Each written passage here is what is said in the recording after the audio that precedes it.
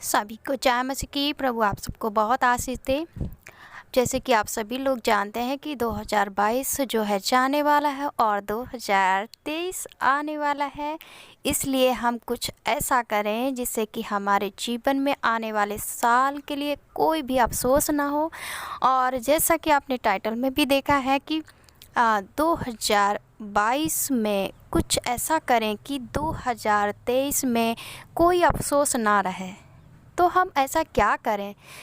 इस बात को जानने के लिए मेरे साथ अंत तक बने रहें, जिससे कि आप भी समझ सकें। और कुछ बातें हैं जो हमारे जीवन में बहुत ज़रूरी है कि हम इन्हें 2022 में ही छोड़ दें और आने वाले साल में उन चीज़ों को अपना लें जो अभी तक हमने अपनाई नहीं थी, जिसके कारण हमारे जीवन में कई बार क्या हुआ कि हम असफल रहे।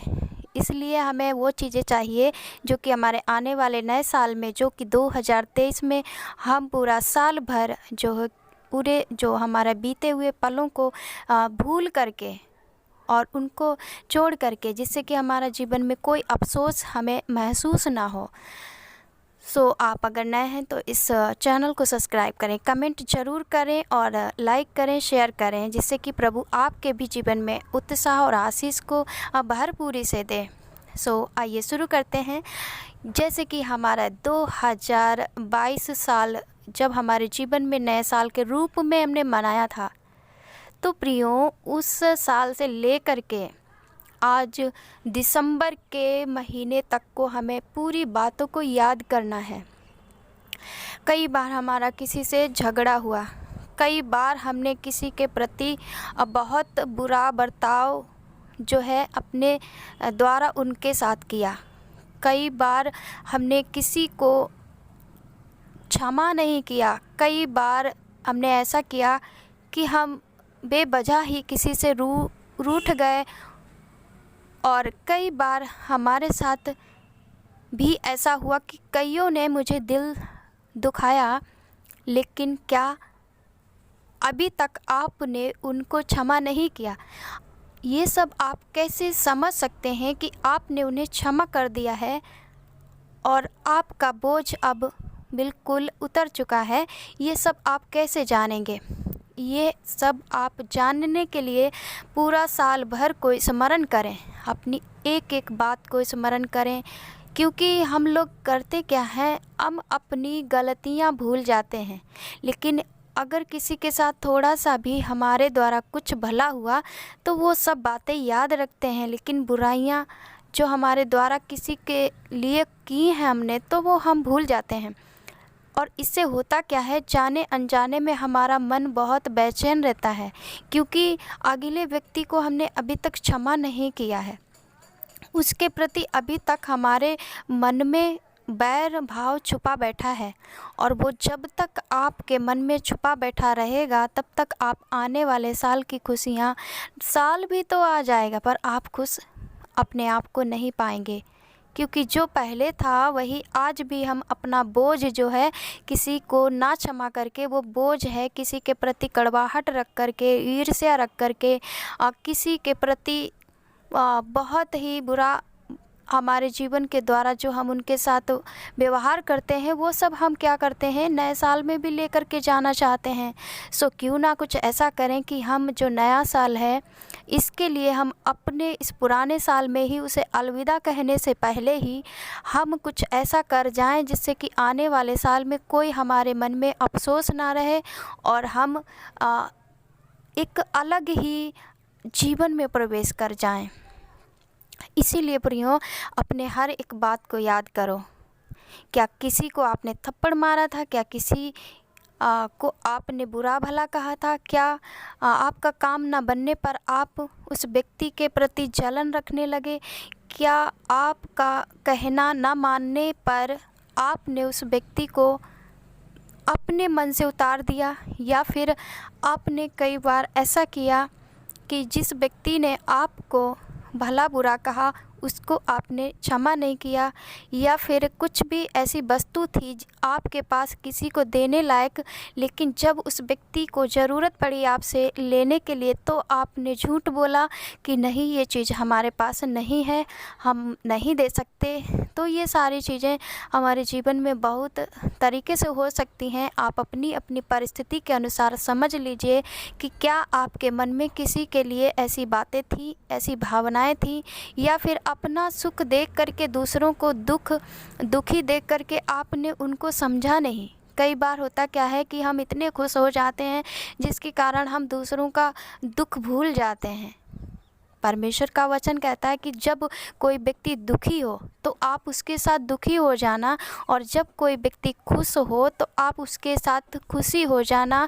कहने का मतलब आप उसकी दुख और सुख में एक सहमत हो जाना, और उसका ये सहमति दे करके ये जो दुख है सुख है बांट लेना, जिससे कि अगर आप खुशी बांटोगे तो बढ़ेगी और दुख बांटोगे तो घट जाएगा। परमेश्वर ने इसीलिए एक दूसरे को बनाया। इस मनुष्यों की ज़रूरत उसको इसीलिए थी क्योंकि मनुष्य अकेले रह ही नहीं सकता, उसको हर एक व्यक्ति की ज़रूरत पड़ती है। तो कई बार हमारे ख़ास रिश्ते टूट जाते हैं क्योंकि हो सकता हम गलत नहीं है, लेकिन दूसरा जो सामने वाला व्यक्ति वो गलत है। लेकिन अगर वो गलत है और हम सही हैं तो इसमें हम क्या कर सकते हैं? उसके साथ हम अच्छा ही व्यवहार करें, उसको क्षमा कर दें, भले ही वो हमें ना पसंद करे, लेकिन आपके मन में उसके प्रति कोई बैर भाव नहीं होना चाहिए। जब आप ऐसा कर देंगे, जब आप प्रार्थनाओं में बैठते हैं तो परमेश्वर से यही मांगे कि परमेश्वर आज हमारे पूरे साल भर के जितने भी अपराध गुनाह और जितने भी किसी के प्रति हमने दुख दिया हो, परमेश्वर वो सारी चीज़ें हमें स्मरण दिला। पवित्र आत्मा आपको सिखाएगा और वो चीज़ें आपको दिखाएगा। तब आप जा कर के अपने आप से जब पश्चाताप करोगे उन चीज़ों के प्रति, उन व्यवहारों के प्रति, उन लोगों के प्रति, तब आपका मन क्या होगा? बिल्कुल हल्का हो जाएगा। आप इतने स्वतंत्र अपने आप को महसूस करोगे, और जिससे क्या होगा कि जो आने वाला 2023 है, जिसकी आप अभी से खुशियाँ मना रहे हो, तैयारी कर रहे हो, विचार बना रहे हो, एक योजना बना रहे हो कि कैसे हम नए साल का स्वागत करें अपने जीवन में, तो ये सारी चीज़ें तभी संभव होंगी जब आप अपने बुरे व्यवहार को जो है त्याग दोगे। इसी साल में उसको अलविदा कह दोगे। जिस तरह ये 2022 आपके जीवन से जा रहा है, ऐसे ही ये सारी बातें भी जानी चाहिए। जब आपके जीवन से ये सारी बातें चली जाएंगी तो आने वाले साल का जो है आप अच्छे से स्वागत कर पाओगे, और आपका मन उत्साहित और आनंदित रहेगा, हल्का रहेगा, आपको बहुत अच्छा लगेगा, और आपको ऐसा लगेगा कि हर एक व्यक्ति में है परमेश्वर समाया हुआ है, भले ही वो कैसा भी व्यक्ति क्यों ना हो सकता है आपके जैसे उसके अंदर गुण नहीं है, व्यवहार नहीं है, लेकिन आप किसी को तुच्छ ना जाने, किसी के प्रति कोई नीचता हीनता के भाव से उसको ना देखें, क्योंकि परमेश्वर ने सबको एक जैसा बनाया, एक समानता और स्वरूप में बनाया। हर एक के अंदर रूप रंग और सब एक ही जैसा है। हो सकता है कोई अमीर है, कोई गरीब है, कोई पढ़ा लिखा है, कोई अनपढ़ है, और कोई जंगलों में रहता तो कोई शहर में रहता, कोई गांव में रहता तो कोई फुटपाथों पर रहता, लेकिन आप अगर देखोगे तो सब में परमेश्वर का आत्मा है, सब में परमेश्वर का दिया हुआ श्वास चलता है। इसलिए आप दीनता, हीनता, गरीबी, अमीरी को छोड़ दो, बल्कि ये समझो कि हर एक व्यक्ति में परमेश्वर समाया हुआ है। और जब आप ऐसा करोगे, हर एक को बराबरी के भाव से देखोगे और उनसे प्रेम करने के लिए आप अपना जब हृदय खोलोगे, तो आपके जैसा कोई खुश नसीब नहीं होगा इस आने वाले साल में। आपके जैसा कोई खुश किस्मत नहीं होगा, क्योंकि आप क्या कर रहे हो? परमेश्वर की मर्जी में चल रहे हो। आपने ये प्रतिज्ञा इस आने वाले साल के इस 2022 में ही ले ली है कि हे परमेश्वर, मैं सारी चीज़ों को छोड़ता हूँ, मैं सच्चा पश्चाताप करता हूँ। आप अपना अनुग्रह दीजिए। जिन कामों को मैंने 2022 में पूरा नहीं कर पाया या कर पाई, मैं आने वाले 2023 में ही परमेश्वर आप हमें अनुग्रह दें, जिससे कि मैं आने वाले इस 2023 में वो कामों को पूरा कर सकूं जो आप चाहते हैं। प्रियो, हमारा मन तो चाहता है कि हम हवा में ही उड़ते रहें, हम तो सबसे ऊंचे ही हमेशा रहें, हम तो सबसे पद और प्रतिष्ठा वाले व्यक्ति बन जाएं। ऐसा यहाँ इस शहर में, इस इलाके में, इस ज़िले में और इस मोहल्ले में ना हो। लेकिन परमेश्वर ऐसा नहीं चाहता। परमेश्वर चाहता अगर आपके पास कुछ देने के लिए, किसी के लिए आपको परमेश्वर ने दिया है तो आप उसको दें। और जो आप किसी की मदद करके आपको जो सुकून मिलेगा वो आप अपनी खुद के स्वार्थ के लिए इकट्ठा करने से, संपत्ति धन अर्जित करने से कोई सुकून और शांति नहीं मिलेगा। परमेश्वर तो उनमें बसता है जो नंगे उघाड़े हैं, जो भूखे और प्यासे हैं। परमेश्वर के वचन में ऐसा लिखा है कि परमेश्वर जब न्याय करेगा वो पूछेगा कि आपको मैंने पृथ्वी पे सारी चीज़ों को दिया था, क्या आपने किसी भी व्यक्ति के लिए अपने हाथ को बढ़ाया था? क्या आपको मैंने सब कुछ दे रखा था? क्या आपके दिल में किसी के प्रति दया भाव उत्पन्न हुआ था? वो पूछेगा कि मैं नंगा था। कहने का मतलब परमेश्वर हर एक व्यक्ति में निवास करता है। यदि कोई दरिद्र है तो परमेश्वर उसमें निवास करता है। परमेश्वर कोई किसी के पास वस्त्र नहीं है ठंड के सीजन में, तो परमेश्वर क्या कहता है कि मैं आपके पास कई कई रूपों से आया, मैं दरिद्रता का वेश रख करके आया, और मैं भूखा था, मैं नंगा था, मैं प्यासा था, मैं बंदी गृह में था। क्या आपने मेरे साथ कुछ ऐसा व्यवहार किया जिसको देख कर के मैं प्रसन्न हो जाऊं? परमेश्वर चाहता है कि इस आने वाले साल में आप ऐसा ही करें जैसा परमेश्वर चाहता है। और परमेश्वर चाहता है कि आप भूखों को खाना खिलाएं, आप जो दुखी है उसके पास बैठें, चार बातें उससे पूछें और अपने अनुभव को उससे बांटें और बोलें कि नहीं बहन, नहीं भाई, आप संतुष्ट रहेंगे, क्योंकि आपके जीवन में जो कमी है, जो घटी है, जो भी आपके जीवन में घटता है वो परमेश्वर आपके जीवन में उसको भलाई में बदल देगा। आप जब उसको उत्साहित करेंगे तो परमेश्वर बहुत खुश हो जाएगा।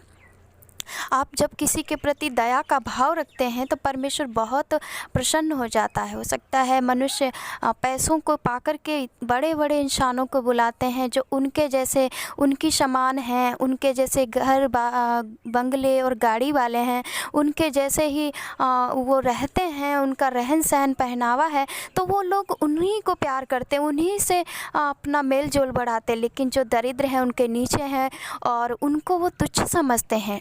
और ऐसा करने से परमेश्वर बहुत अप्रसन्न हो जाता है। हो सकता है आपके पास सब कुछ हो लेकिन आपके पास वो शांति नहीं होगी जो परमेश्वर से आती है। इसलिए प्रियो, परमेश्वर चाहता है कि आने वाले साल के लिए आप ये प्रतिज्ञा करें और इस 2022 को अलविदा कहते कहते इन सारी बातों को, इन सारे व्यवहारों को भी अलविदा कह दें कि नहीं परमेश्वर, मैं आने वाले इस 2023 में तेरी इच्छा के अनुसार चलना चाहता हूँ। मैं पूरा जीवन समर्पण के साथ तुझे देता हूँ। मैं खुद को सरेंडर करता हूँ। परमेश्वर, जिन बातों के द्वारा लोग मेरे से दूर होते हैं, जिस व्यवहार के द्वारा लोग मुझसे नफ़रत करते हैं, ये परमेश्वर जिस काम को तू पसंद नहीं करता है, कई बार मैंने अपनी गलतियाँ ना देख करके दूसरों को बहुत भला बुरा कहा। ये परमेश्वर, मैं ऐसा ना करूं इस आने वाले साल में। मेरे व्यवहार के द्वारा किसी का हृदय ना दुखे, किसी के आंख से आंसू ना आए। ये परमेश्वर, मैं इस नए साल की खुशियां आपके साथ मनाना चाहता हूं या चाहती हूं। प्रियो, जब आप ऐसा करते जाएंगे और इस 2022 में ही इस प्रतिज्ञा को लेंगे, तब आपके साथ क्या होगा ये तो आप जब नए साल में प्रवेश करेंगे तभी आपको पता लग जाएगा। ये उसी क्षण पता लग जाएगा जब आप इस प्रतिज्ञा को ले रहे होंगे, जब वो सारी बातों के लिए आप पश्चाताप कर रहे होंगे जो कि परमेश्वर को पसंद नहीं है। तब आप उसी समय उस नए साल का जश्न अपने हृदय में महसूस करेंगे। ये हमारा पूरा विश्वास है, क्योंकि ऐसा हम करते हैं और जब हम ऐसा करते हैं तो हमारा परमेश्वर बहुत खुश हो जाता है और बहुत ही आनंदित हो जाता है। सो परमेश्वर उसकी महिमा करने के लिए निरंतर परमेश्वर के हाथों में अपने जीवन को और जो कुछ आपके जीवन में है, चाहे व्यक्ति, वस्तु और कुछ भी क्यों ना हो, परमेश्वर को समर्पित कीजिए। परिस्थितियाँ आएंगी, आने दो, लोग रूठेंगे, कोई बात नहीं, पर आप उनके विषय कभी डाह नहीं रखना। तब आपका जीवन बहुत ही अच्छा जाएगा। बहुत ही आप हर दिन अपने जीवन में खुशियों को महसूस कर पाएंगे। हमारे साथ में बहुत सारी बातें ऐसी थीं जिसके कारण हमारा मन बहुत ही उदास था। हो सकता मैं गलत नहीं करती थी, लेकिन कई बार परमेश्वर ऐसे लोगों को आपके साथ क्यों रखता है? क्योंकि आप सच्चाई का सामना करने से डरते हैं। ऐसे लोगों से जब डर आपके अंदर हावी होता है और डर के कारण आप कई बार उनके विषय बुरा सोचने लग जाते हैं कि यह व्यक्ति हमारे जीवन में ना हो। इस व्यक्ति के लिए कुछ भी ऐसे भाव रखते हैं जिसके कारण हमारा मन क्या होता है, बहुत ही पीड़ित रहता है, बहुत ही बोझ के नीचे दबा रहता है, और इसी के कारण हमारी खुशियाँ हमसे दूर हो जाती हैं और हम अपने भाग्य को निरंतर कोसते हैं कि हमारे ही जीवन में परमेश्वर ऐसा क्यों होता है। क्योंकि परमेश्वर कभी नहीं चाहता है कि आप दुखी रहें, निराश रहें, अप्रसन्न रहें, आप कंगाल रहें, निर्धन रहें या सताए हुए रहें।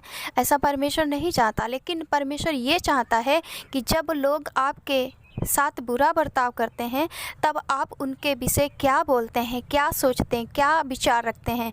परमेश्वर आपके द्वारा अपने स्वभाव को प्रकट करना चाहता है। इसीलिए वो परिस्थितियाँ आपके साथ बार बार रिपीट होती रहती हैं, क्योंकि अभी तक आपने खुद को संभाल ही नहीं पाया है। इसीलिए वो हमारे साथ परिस्थितियाँ निरंतर वही दोबारा बनी रहती हैं। क्योंकि परमेश्वर तब तक आपके साथ ऐसा करता रहेगा जब तक आप उन परिस्थितियों के द्वारा सीख नहीं जाते कि परमेश्वर आपसे क्या चाहता है।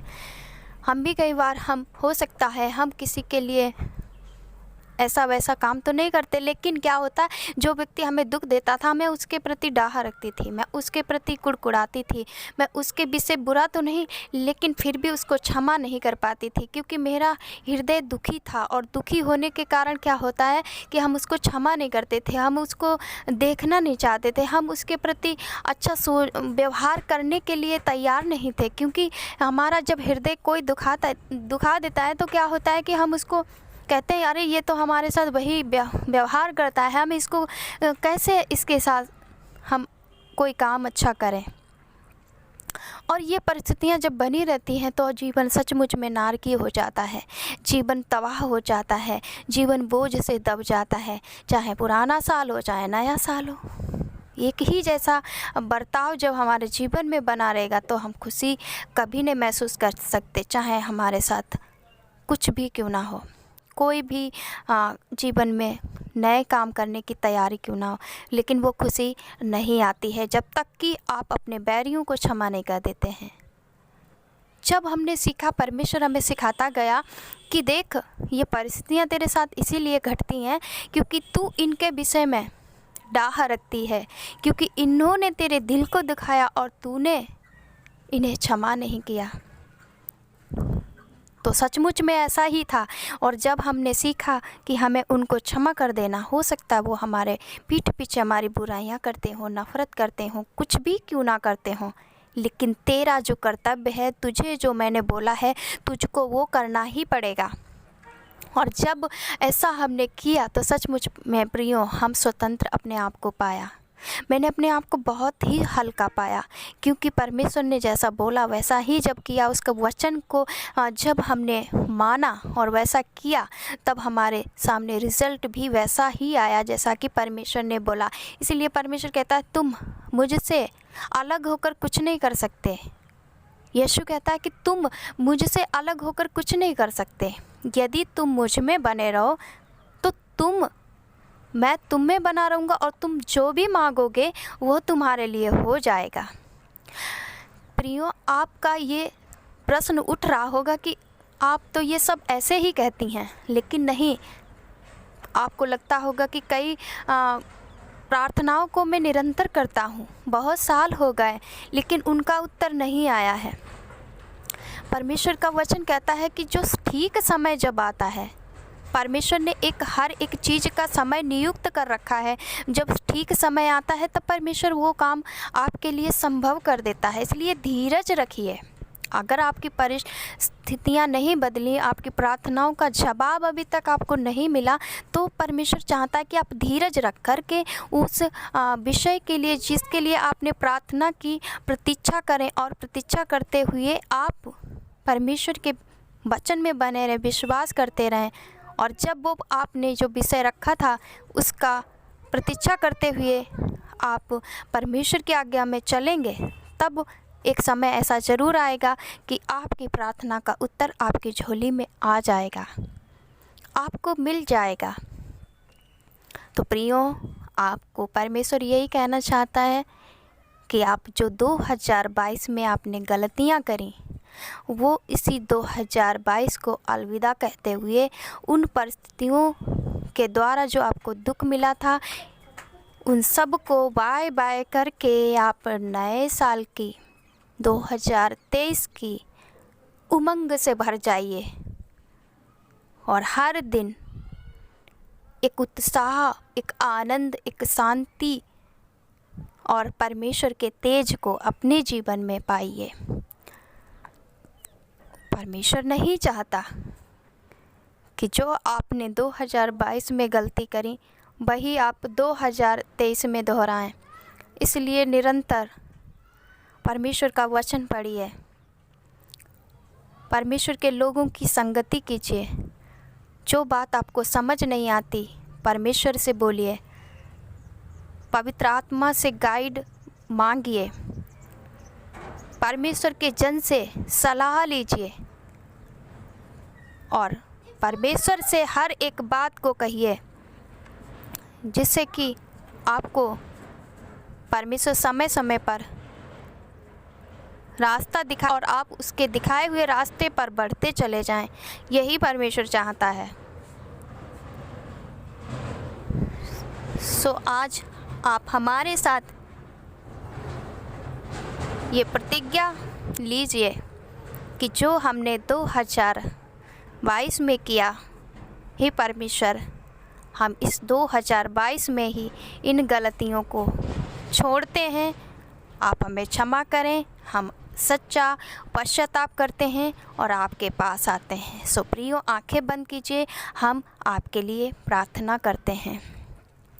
धन्यवाद प्यारे परमेश्वर पिता, अभी तक संभाला प्रभु जी। सचमुच में पिता, पूरे साल भर में कितनी बार हमने गलतियां की, फिर भी तेरा अनुग्रह हम सबके ऊपर बना हुआ है। सो प्रिय परमेश्वर, जो भी गलतियां हमने इस 2022 में की हैं, हे हमारे परमेश्वर, आप हमें दिखाएं और उन एक एक गलती के लिए हम आपसे क्षमा मांगते हैं।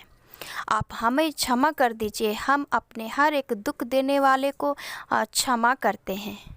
पिता, हम प्रार्थना करते हैं, ये सारे लोग जो लोग वीडियो देखते हैं प्रभु देखेंगे, आप उन्हें आशीष दें। उनके जीवन से तमाम इस बोझ को हटा दें जो कि प्रभु इन्हें जीने के लिए इनके जीवन को कठिन बनाता है। हे मेरे परमेश्वर पिता, हर एक व्यक्ति पर, हर एक भाई और बहन पर इसी घड़ी दया कीजिए, ताकि आने वाले 2023 में ये आपके साथ खुशी मना सके। एक आनंद का उत्सव इस 2000 साल में आपके साथ मना सकें और हर पल आप इनके संग और साथ रहिए। आप इनका मार्गदर्शन कीजिए और इन्हें कैसे क्या करना है करके प्रभु आप इन्हें सिखाइए। पिता, आप इनकी अगुवाई करते हुए इस साल में इन्हें चलाएं, ऐसी हम आपसे विनती करते हैं। सो धन्यवाद करते पिता, आपने प्रार्थना को सुन लिया है, उत्तर दिया है, इसलिए प्रार्थना को प्रभु यीशु के सामर्थी नाम से मांगते हैं। आमीन, आमीन। सो परमेश्वर ने आपकी प्रार्थना को सुन लिया है, इसलिए अब आप रेडी हैं 2023 की खुशियाँ मनाने के लिए और परमेश्वर के संग संग जीने के लिए, क्योंकि जब सर्वशक्तिमान परमेश्वर, सारी दुनिया पर नियंत्रण रखने वाला परमेश्वर आपके साथ होगा, आपकी ओर होगा, तो कोई कठिनाई, कोई परेशानी, कोई भी परिस्थिति, कोई भी व्यक्ति आपको तकलीफ़ देने के लिए आएगा तो सही, लेकिन आप उसे वो जीत नहीं पाएगा, क्योंकि अब आपके साथ परमेश्वर स्वयं चलता है और चलेगा भी। उसका ये वायदा है, जब आप उसके वचन में होकर के चलोगे तो वो आपको कभी छोड़ेगा नहीं, कभी त्यागेगा नहीं। और जब भी आप उसको पुकारोगे, प्रभु कहता है मैं संकट में तुम्हारे संग संग रहूँगा। जब भी तुम मुझे पुकारो मैं तुम्हारी सुन लूँगा। ऐसा मित्र कहाँ मिलेगा? नहीं मिल सकता। इसलिए अपने हृदय में जब आपने प्रभु यीशु मसीह को ग्रहण कर लिया है और बोला है कि तू मेरा उद्धारकर्ता और मेरा प्रभु है, तो आपके जीवन का, आपके परिवार का, आपके प्रियों का, आपके सारे काम धंधे को प्रभु ही अपने तरीके से मैनेज करेगा। सिर्फ आपको उससे प्रार्थना करना है और जो वो कहता है वचन में उसको मानना है। और जब ऐसा आप करोगे तो आप हमें ज़रूर बोलोगे। सबसे पहले आप प्रभु को कहोगे, प्रभु धन्यवाद हृदय से, और ये ज़रूर बोलोगे कि सचमुच परमेश्वर काम करता है। प्रियो, खुशी के साथ बोलिए, पिता आपका हृदय की गहराई से धन्यवाद। आपने मुझे संभाल लिया है और आने वाले साल के लिए तैयार किया हुआ है, और आप मेरे संग साथ हो, और आपने जो प्रतिज्ञा दी है मैं पूरा विश्वास करता हूँ उसको आप पूरा करोगे। इसलिए मैं आपके द्वारा किए हुए कामों को इस साल में अपने जीवन में ज़रूर देखूँगा, ऐसा मेरा विश्वास है।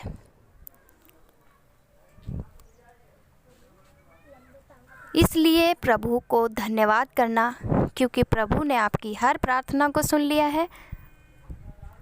प्रियो, प्रभु आपको बहुत बहुत आशीष दे। सभी को जय मसीह की।